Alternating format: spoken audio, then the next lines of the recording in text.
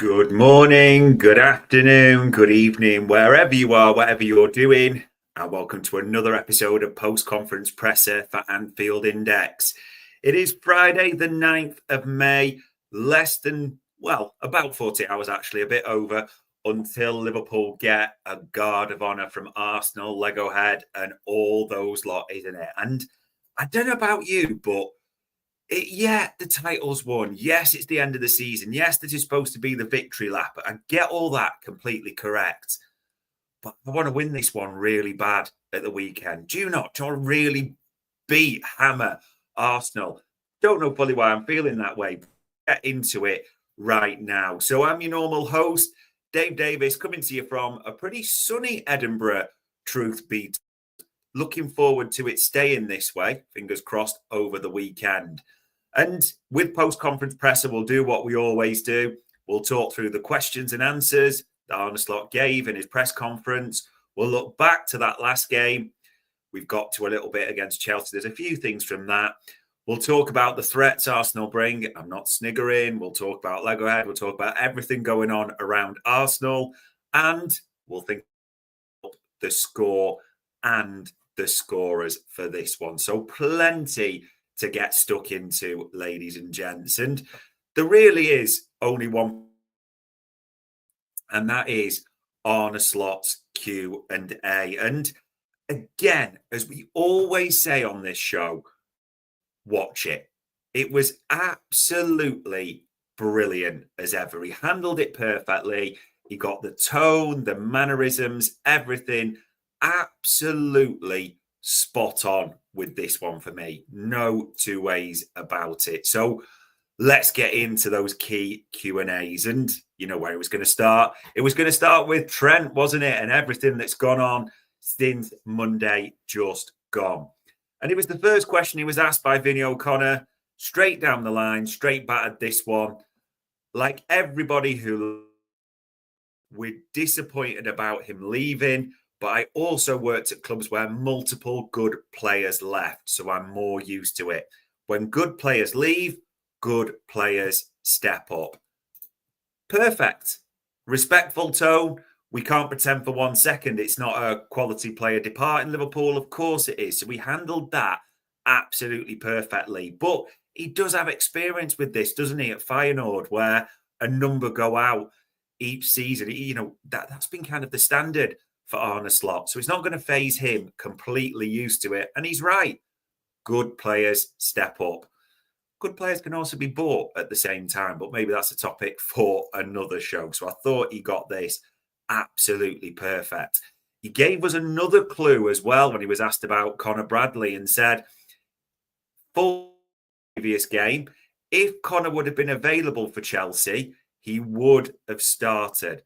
There's a fair chance that Conor will start on Sunday. And we're almost going a bit early for the team news here, but he mentioned this again. So we know Conor Bradley, provided nothing bad happens at all, and there's no knocks or anything like that, will start against Arsenal on Sunday.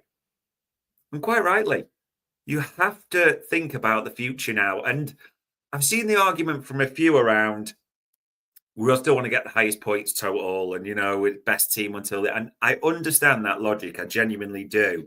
But Conor Bradley is the first choice right back now. Yeah, Conor Bradley will be at the club next season. He's got to start giving him minutes and starts. We need to find out a little bit, don't we, if he's all set for it. And, you know, that again is another question for another show. I think completely the right thing to do in this one. He was also asked about, you know, the two players.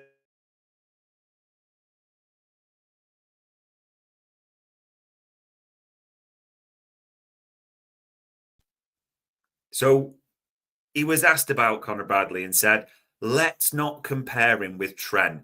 They're different types. Very talented player, Conor.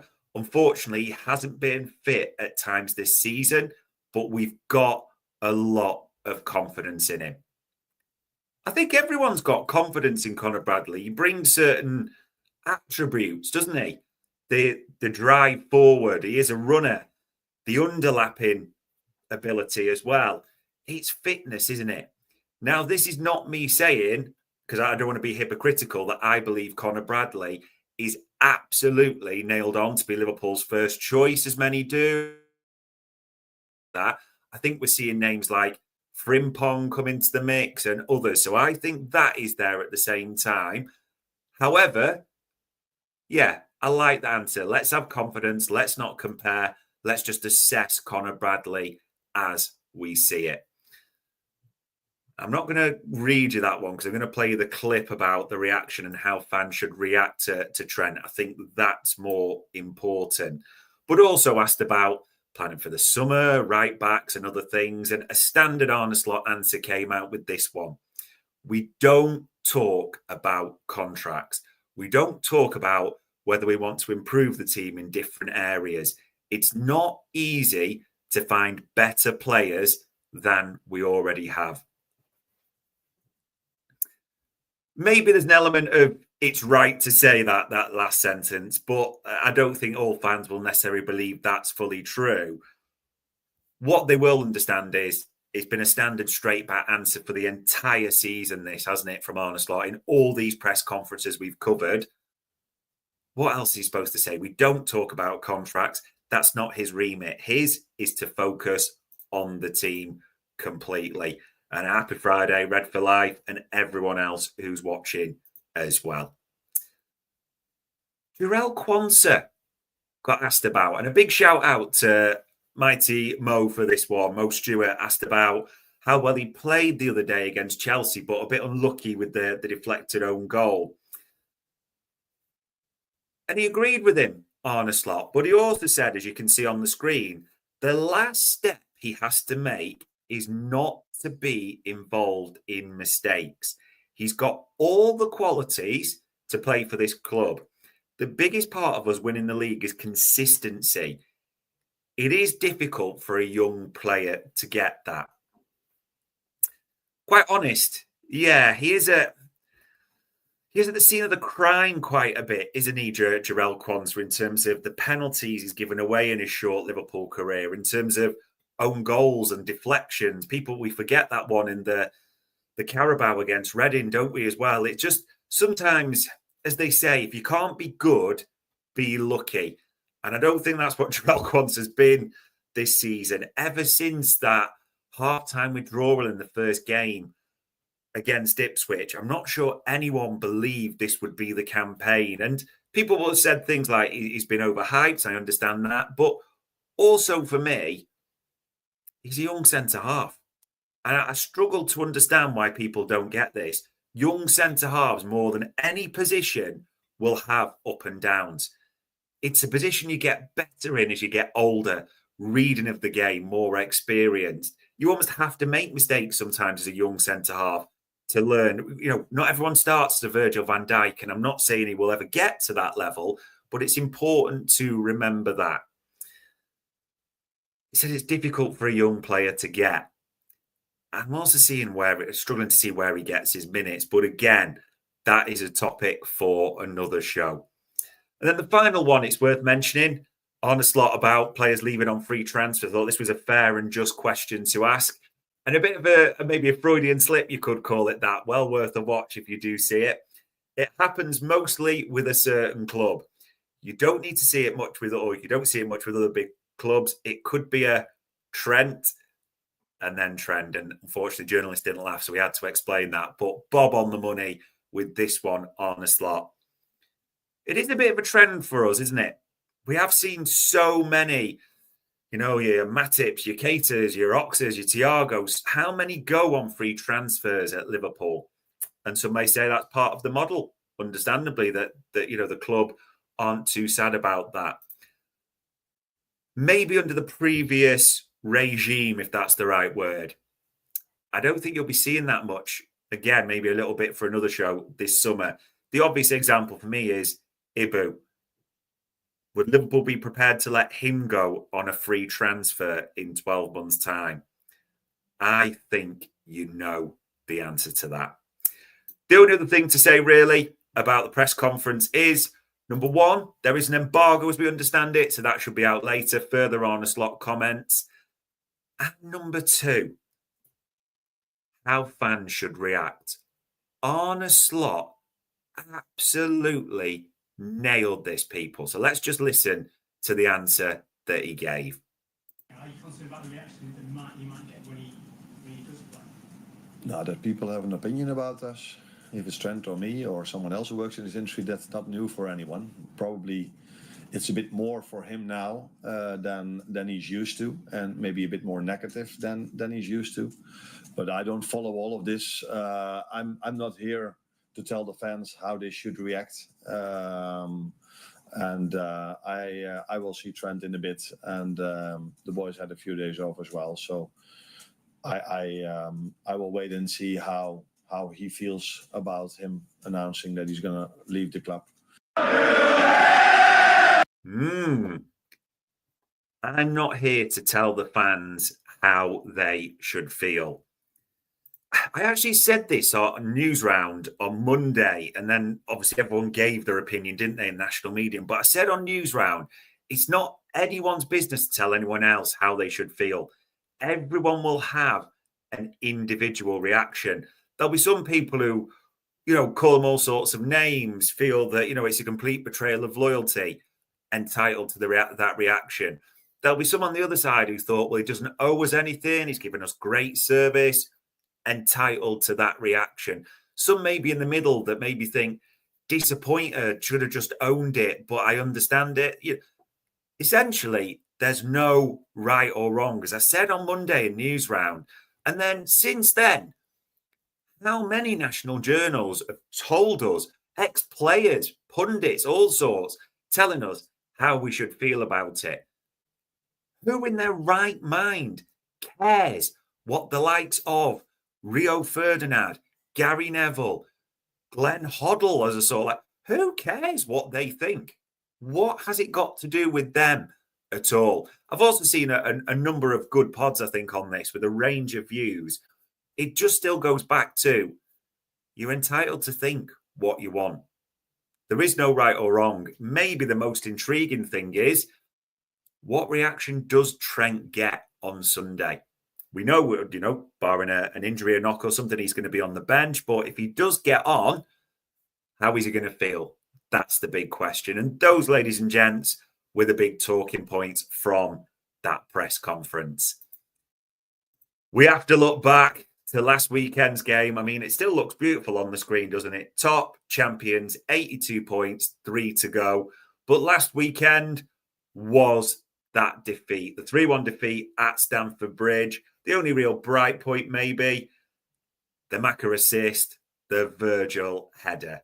And we talk about lessons, and we have to be careful with this one, not to overanalyze too much, because if we're completely clear, I think there were a few things that were affecting players this way, mainly by the name of Dom Perignon, Grey Goose, Patron, or whatever else tequila they had in their systems. But you've got to be careful on this. However, I still think there's a few things it's important to call out.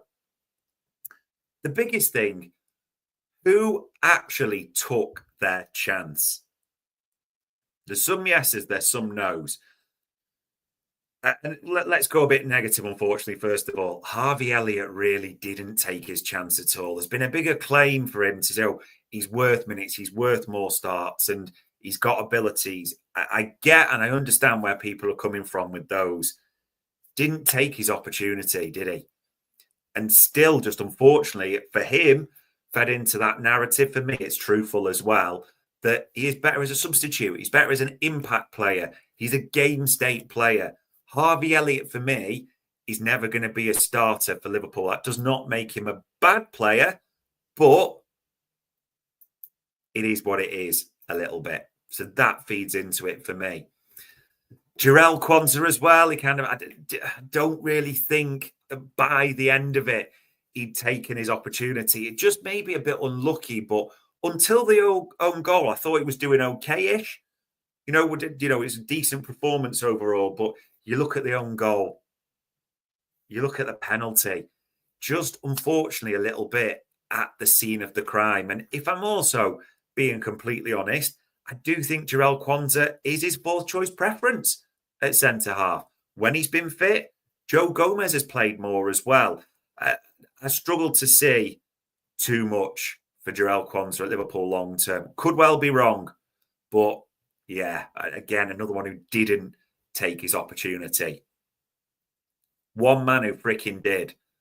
I'll give you a clue. He wears number 3. He's Japanese. He whacks his mouthguard in to go to freaking war. He's a lover and a fighter. Wataru Endo tackles everything. Wataru Endo, 4 kids, so he's obviously a mad shagger at the same time. Wataru Endo, cult hero at Liverpool. Did you see how well he played on Sunday? Tackled everything, but not just a sort of yard dog. Moved the ball well at the same time, passed it well. There's actually, for me, I think it was a good realization for a lot of almost, this guy ain't just a clogger. This guy is a good passer of the ball. And actually, you think at the times where throughout this season, it's not cost us in the league, but maybe, you look at other competitions. Gravenberch has been practically dying on the pitch, has genuinely looked fatigued. And then you just see that and you think, could have got more minutes, Wataru, couldn't he? Yeah. And again, it's a question mark about his long-term future. Of course there is. But let's not ignore this from a lesson from last weekend. A real standout, Endo, for me. Red for life there, saying, yeah, he was great. More crunching tackles, wins the ball and moves it on really well. And yeah, we've got to give him a bit of credit for last weekend. Everything else, you're in danger of over-analysis, aren't you?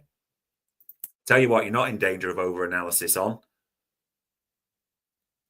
Arsenal.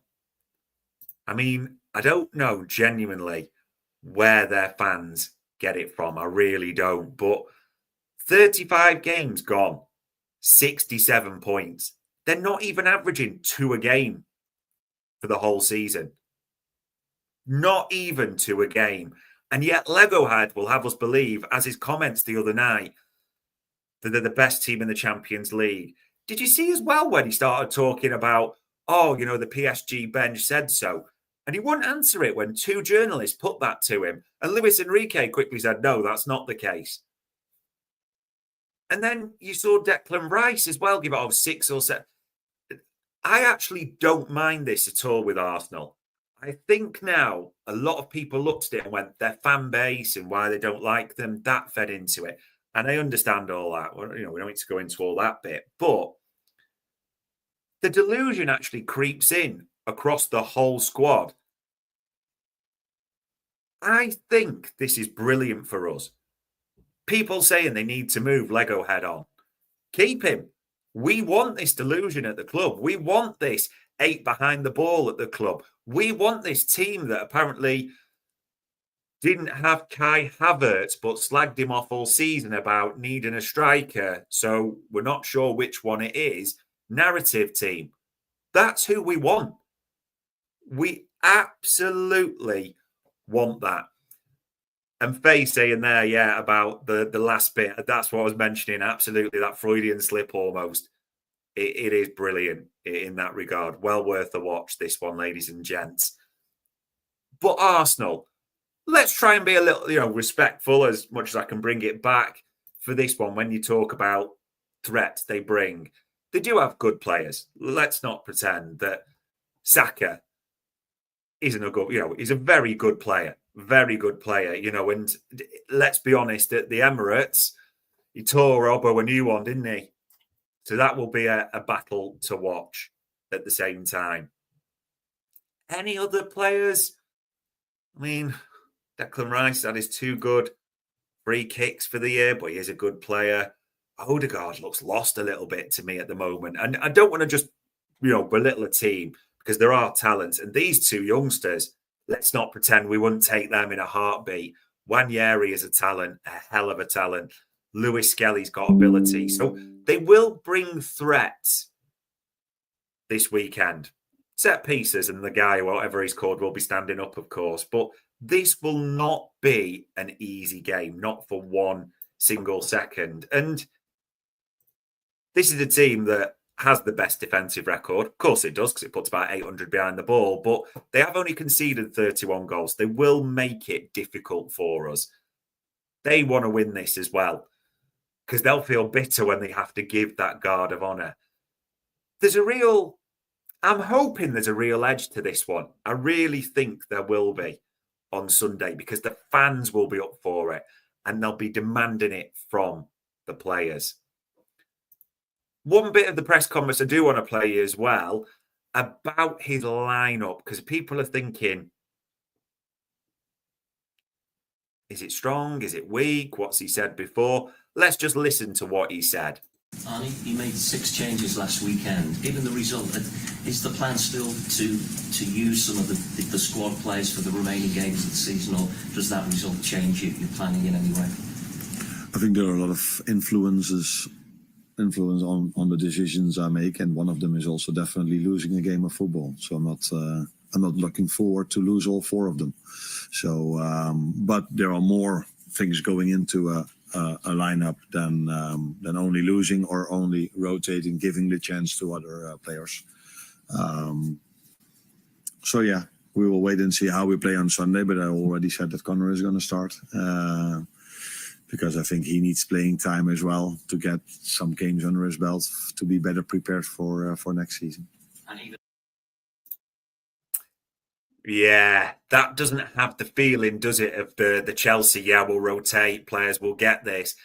And I get it because of the nature of the game, the nature of the fixture, and people not taking their opportunity. I am thinking it's going to be pretty much as strong as he can go. And Happy D, I see you put in the comments, yeah, and sorry if that wasn't clear, I thought it was, but Slot was talking about Real Madrid. Yeah, not Liverpool. Of course he is. We know how many players have gone to Real Madrid on a free. We know they're being linked with Ibu as well. I thought that was clear, but in case you haven't seen it, ladies and gents, a great clip and a great press conference, as I said before. So who's going to line up for us on this one? Maybe the strongest lineup. I'm struggling to steer away from that, to be honest. Alisson in goal. It's Virgil and Ibu at the back. It's Conor Bradley at right back. And Kostas didn't really take his chance at Stamford Bridge, did he? So it's going to be Robbo at left back for me. Again, another question around. Come on. Saka really had you, didn't he, at the Emirates? Hopefully Robbo's bang up and focused for this one. As I'm saying this, though, I don't know if anyone's clocked. Even on Wednesday, it seemed players were still away. In fact, Liverpool players look like they've only returned to training on Thursday. So I'm intrigued by that, ladies and gents. Thoughts? I don't know on that. We'll see how it pans out. Maybe the rest might do them good. But I'm hoping now, whatever, they're locked in. Midfield, Curtis had a stinker, didn't he, against Chelsea? Didn't take his chance. So it's McAllister, Szoboszlai and Gravenberch. Szoboszlai and McAllister only played what was about the last 25, I think, roughly, in this one. Grav had completely the weekend off, so he's straight back in there as well. Up front, the forward line, well, it's Mo Salah and Luis Diaz definitely starting. Football Writer Association Player of the Year, Mo Salah, of course it is. Any doubt on that. But another award on his mantelpiece on the right wing. Luis Diaz. I think he will play as the 9. And I think Cody Gakpo will be on the left, which is pretty much, if you think back to it, Bob Bradley for Trent, the team that hammered Spurs 5-1 to win the title at Anfield. That is exactly the lineup I think he will go for. And again, when you talk about players, Jota didn't take his chance as well, didn't it? It's funny how things are panning out, but that's my lineup, the strongest possible. I do think the players will be up for it. I do think Anfield will be bang up for it at the same time, which brings the score and the scorers into play. Mo Salah's got a great record against Arsenal. So I think it will be 2-1 this weekend and Mo Salah to score. I do think there will be a bit of an edge to this game. I could be wrong, because you can argue that Arsenal, are out of everything. They're just playing till the end of the season, but they're looking behind them. Remember that, not forward. City are only 3 points behind them. They'll probably be square, won't they? Because they've got Southampton, so they'll pepper them. So that'll be in their mind. Liverpool, it's Arsenal. The fans will demand it. So that is how I think it will be. Just a little bit of edge for this one. 2-1, Mo Salah to score. There we go, ladies and gents. Looking forward to it. Hopefully the sun stays out. Hopefully it's a bright game.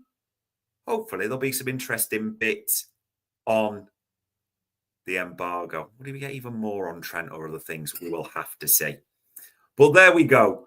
On Friday, the 9th of May, that was another post-conference presser for Anfield